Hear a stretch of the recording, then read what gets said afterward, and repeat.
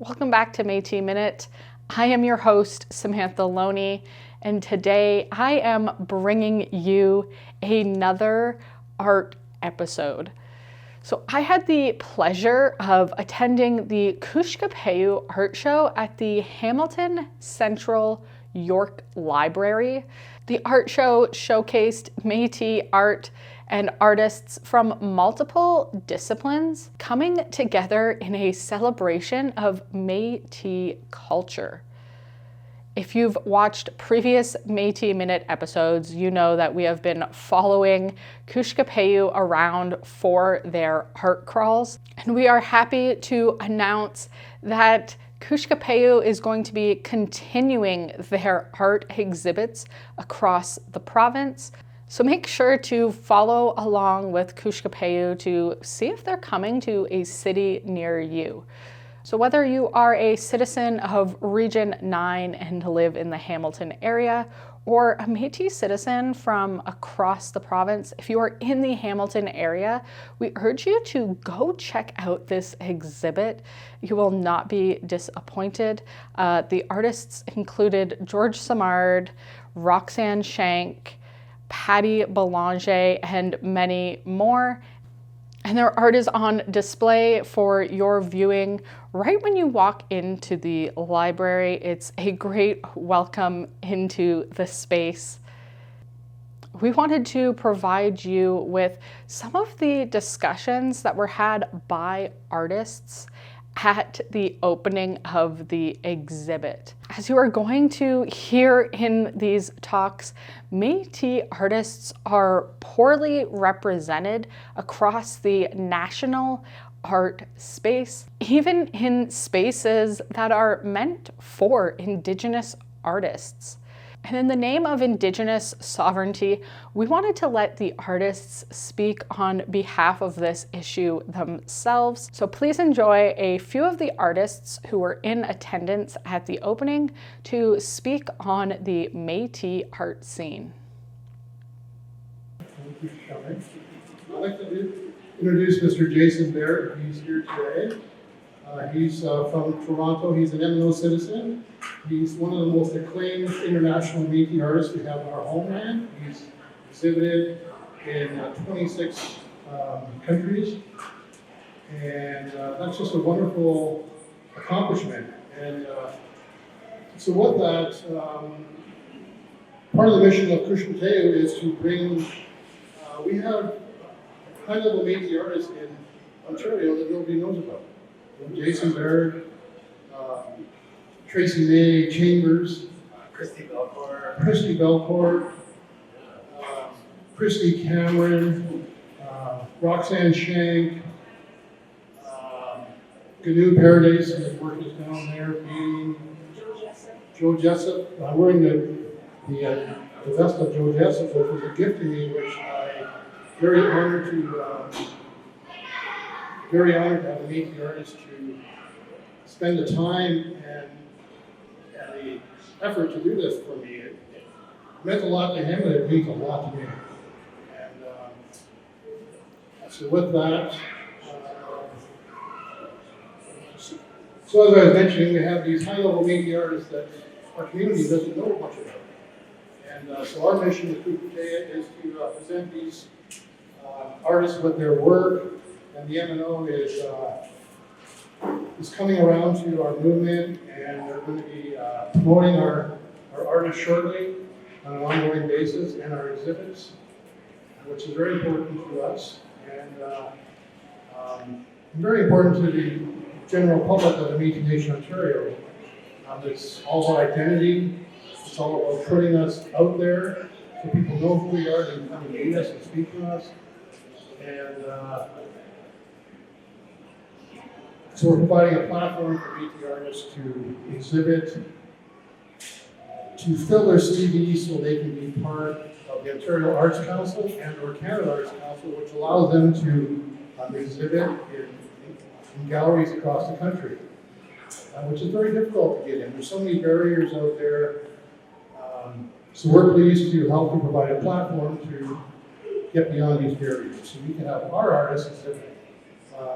Derek's daughter down in Niagara, She's exhibited at our first AGA. And this is the poster from the first AGA. These are some of the artists. This is Derek's daughter here, Amanda, Point Shades. And so we're trying to collect artists from all regions and be part of our art community. And so with that, Jason Baird would like to say a few words about his perspective of his journey as a Métis artist and where he started, where he's at today, and his future. Yeah. So I want to say, Genevieve, I want to say, Marcy, it's so great to be here. And I'm humbled to be on the traditional territories of the Haudenosaunee, Huron-Wendat, and the Anishinaabe.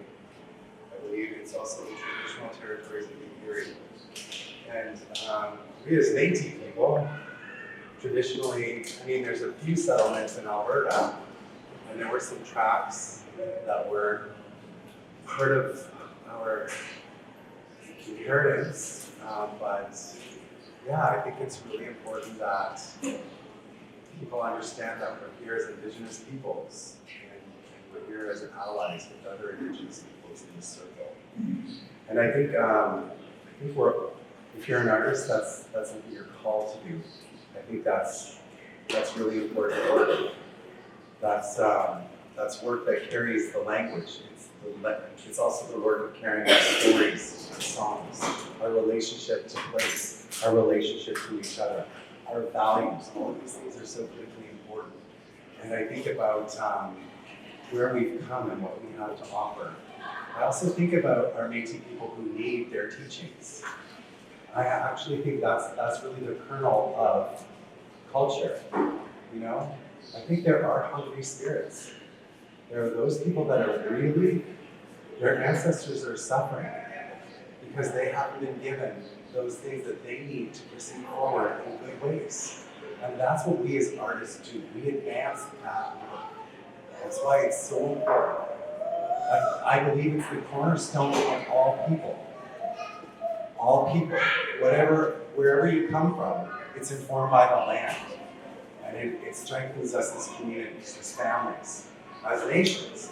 And so I'm really honored and I'm grateful to George, who has worked so very hard on making sure that there are other opportunities for people to share that culture, to create that gateway where we get to serve people and help them to receive the teachings and the knowledges that they need. We might not even understand what it is what we need. We're just moving in certain directions. That's because our spirits are hungry. Most spirits are hungry, you know? And so I think about those things and those ways that we need. And I welcome that. I welcome that. I welcome those teachings for myself. You know, I'm really grateful to be raised by some really powerful Indigenous women. My mom being one of them. You know, and I think, you know, being Métis isn't a slight. And we should feel proud, and we should have our teachings. We should have access to our language. We should also have that ability to move forward in any which discipline or direction we choose, because those are issues of sovereignty, individual sovereignty. But we as a greater people, us as a community, we have other spaces of sovereignty that we also have to deal with, like all nations do. So like I mentioned, culture is the cornerstone, and we have jobs to do. We have jobs to do. There's a rationale, there's a reason why there's artists, and that is to drive us forward as people. There's knowledges, there's inspiration. Aspiration is so key for our young people to understand that they can move forward proudly in who they are, and that they're part of something great. They're connected to this land. They're connected to these stories. They are a part of this story. They are building the future. And the future is all we have. We're living now, but we also have to plant. So that's what we do as artists. We're planting seeds for the future. And so I think about some of the things that I'm excited about is things like this. It's really validating and exciting to see someone working so hard as well to create capacity for Métis people in the greater Indigenous circle and beyond. That is really key. That's another aspect in contemporary art practice, is we're doing PR work. We're literally representing our nations, and we're echoing the deep philosophies of our ancestors. And that diplomatic work isn't just for our families, it isn't just for our nations, it's also nation-to-nation development. And so that's why our artists are so important. They are our visionaries. And so one of the things that I've been working extremely hard on most of my life is actually fighting for a place for myself, but at the same time, also building opportunities for other people. Like I'm sure we all are doing in probably multiple aspects in our world, in our life. Equity is really important. And we're 600,000 Métis peoples across these lands. There's 1 million First Nations people approximately, and 65,000 Inuit. And we have fought to get dollars for reparations for Indian residential school and day school. We fought for equity in the visual arts. We have been fighting for all the rights of Indigenous people. We have been a major aspect of all of these movements. So you know what? We're not your ugly cousin. We're not your stupid sister. We're not. I'm not. And I am so sorry. But my niece and my great nephew deserves a future. They deserve to look upon their family with pride. The name Kooshkopayiw came from Doris Manigan. It means the awakening. And do it now. Awake my people will sleep for 100 years, but when they awake, it will be the artists who gave them their spirits back. That's the awakening. That's where Kooshkopayiw comes from, and I appreciate the name that you've given to us. It means so much to not only me, but a growing art community within our province. There's people that are just artists that are just so elated to be part of this movement, and it's just it's so wonderful that you're part of this. And actually, Doris and Jason and myself, we are the co-founders of this movement, this collective, and I'm just so blessed to be part of it. Thank both of them for their participation, including me, and it's just a wonderful experience. And with that, I'd like to give you the gift of tobacco for all you've done for us, and hope it carries you in safe journey in your journey of life.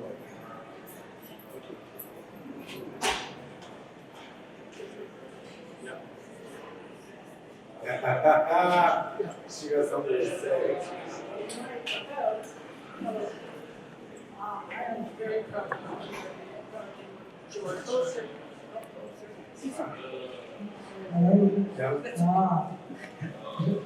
I'm very proud to be here, and I'm proud to work with George and of course Jason. Jason's Jason. He's my Jason. Anyway, and I'm really proud to say that we have had 6 art shows this year, and all of them are successful. And everybody was so happy, and the art galleries were so wonderful. And I'd like to thank Hamilton Central Library for allowing us here. And last year we had no art shows that I know of, and now we have 6 in 1 year. Actually, in 6 months, I think it is. But anyway, this year. And next year, we hope to have one every month. This is right. Yeah, we're hoping to have one every month somewhere.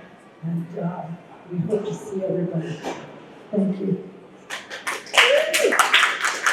Okay, last but not least, I'd like to introduce Anna Patterson, she's the curator of this gallery. Please come up, Anna. And I'd like to extend my gratitude to Anna for believing in our movement and allowing us to be part of this space for the next 3 months. And so with that, I'd like to give you the gift of tobacco.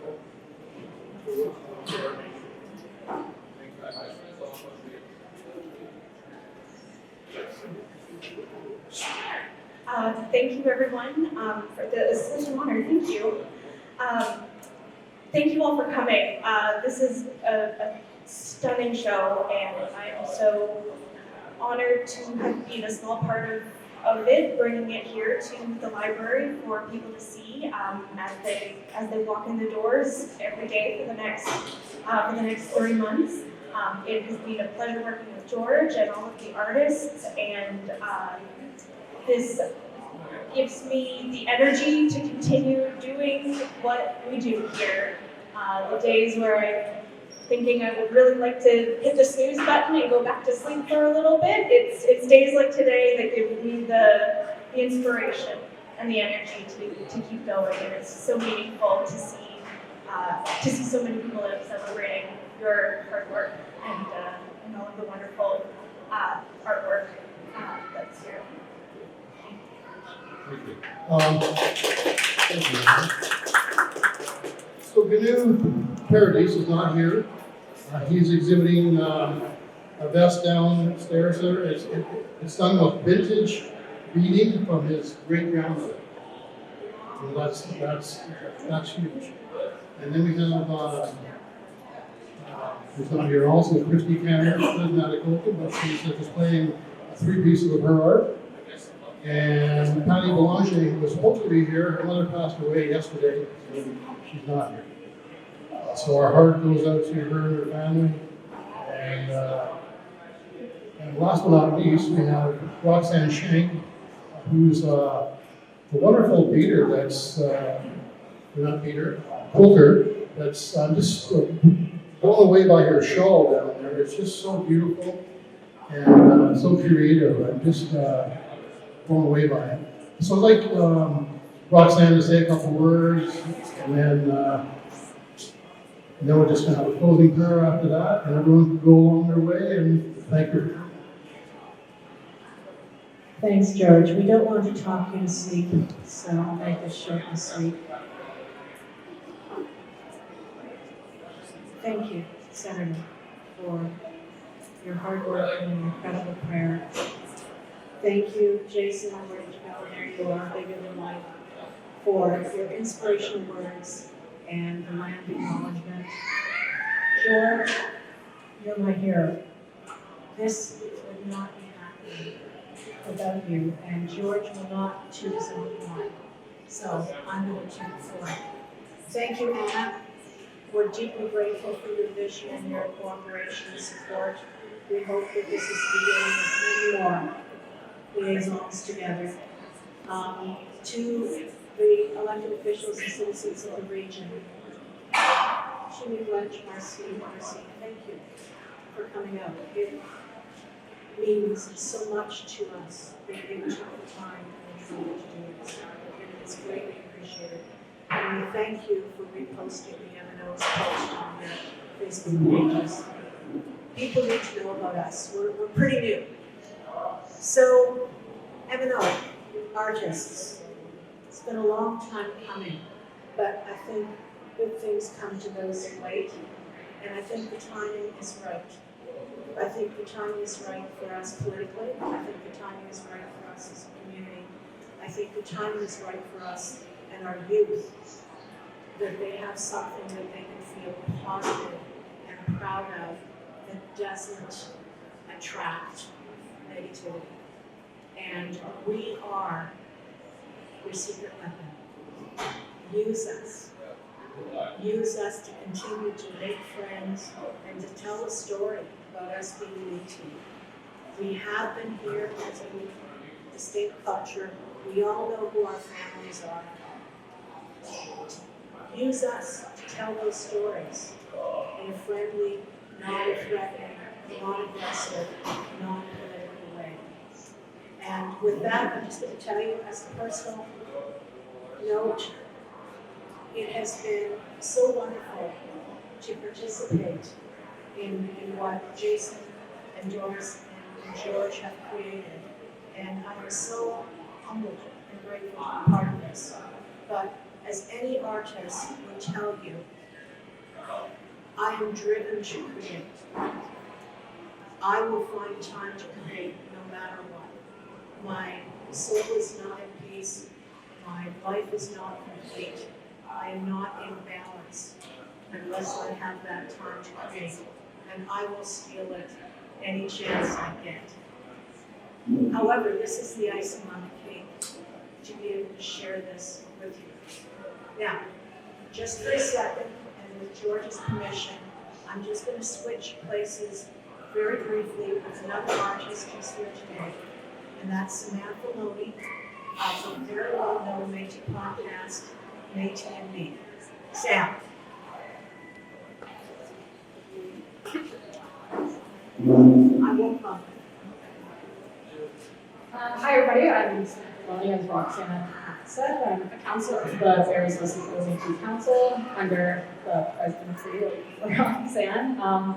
As Roxanne said, I have a podcast called, I started the Metis and Me program that helps teach Metis people how to do podcasting because I had some really great teachers who had taught me podcasting.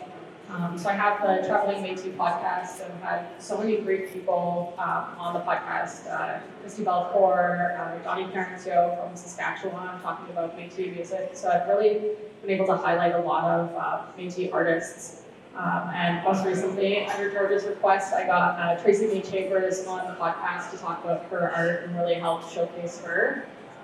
Which is, Tracy, as soon as George said go, that was George's #1 request of an artist that I said, who do I go talk to? And Tracy May was the one that George had recommended, and that episode's out right now. If people want to go to Traveling Metis on any platform, you can find your podcasts.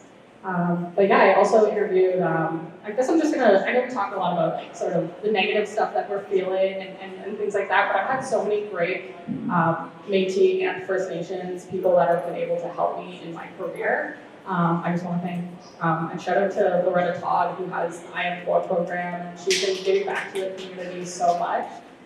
She's been such a great mentor of mine. Doreen Manuel, who's the daughter of Grand Chief George Manuel, she's done a lot of great work in a lot of programs that I've been able to be a part of and just hone my craft as a storyteller and things like that. And just there's been so many other people. Tracy Deere, who I just recently got into contact with, who, if anybody knows the show Mohawk Girls, she's been really helpful. Amber Daniels, who's done on Crave, she has, I forget what it's called, but she also co-created Acting Good, which is currently on CTV.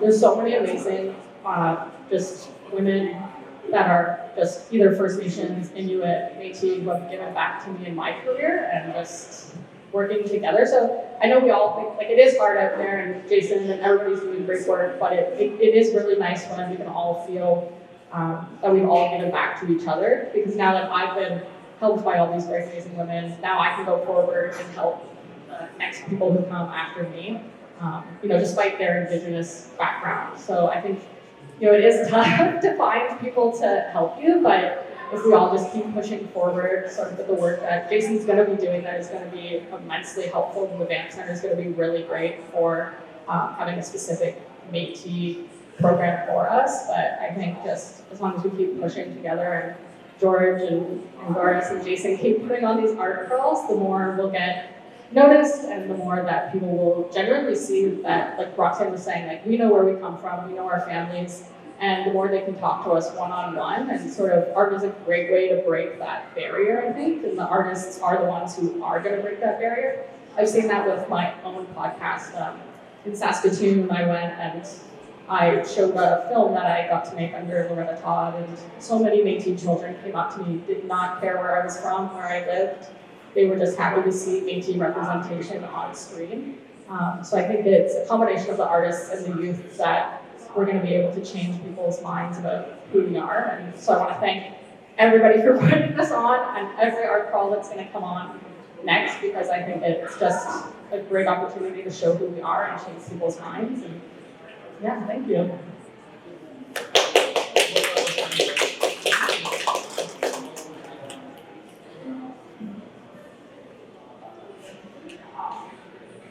Thank you. And Roxanne, thank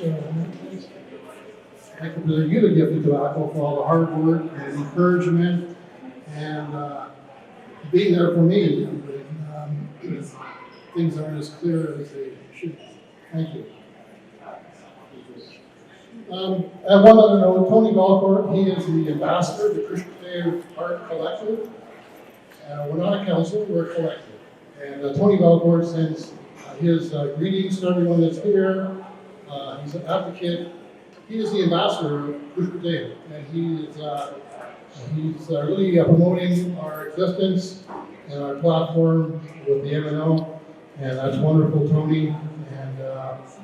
And we have an art exhibit on November 16th in Thunder Bay at Old Fort William coming up, and we're excited about that.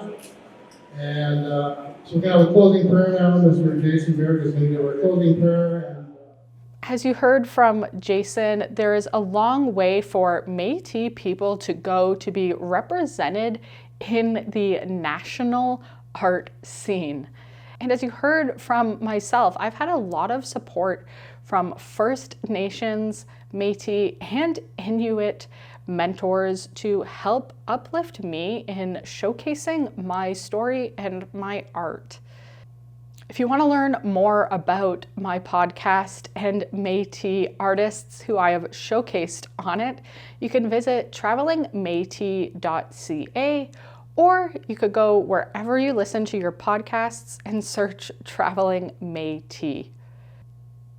We also wanted to remind you that the Hamilton Central Library is showcasing this Métis art until January 31st, 2025. So make sure you stop by and check it out. Merci for watching, and we'll see you down the river.